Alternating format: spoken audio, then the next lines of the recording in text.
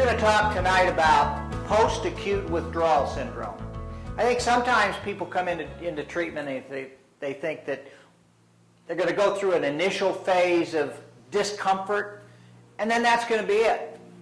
So for years we've witnessed people who went through alcohol withdrawal or opiate withdrawal or methamphetamine, not necessarily withdrawal, but the discomfort that comes and the depression that comes very often with methamphetamine. And we forget that there's this syndrome called post-acute withdrawal syndrome. And that simply is a long word for a protracted state of discomfort.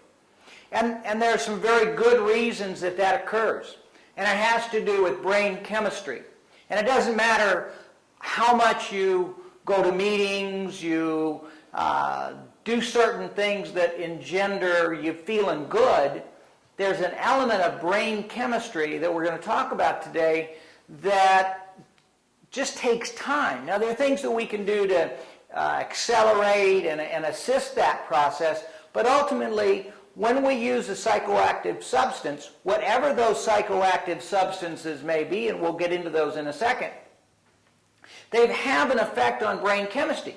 They change brain chemistry, not just in the moment that we're high.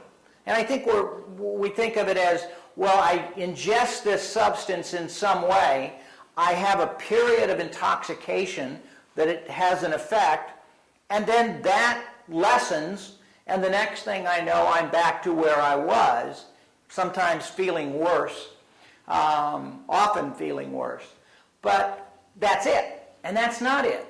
We go then through, especially if we've used that substance for a lengthy period of time, and the brain has begun to adapt. And just like our body will adapt with calluses to work or anything like that, your brain will adapt in some very important ways as we consider addiction and then ultimately recovery.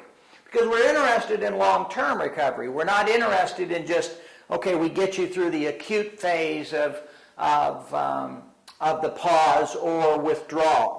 And so we're going to talk a little bit about what kind of happens in that brain chemistry and why it's so important to understand that and to be able to deal with it and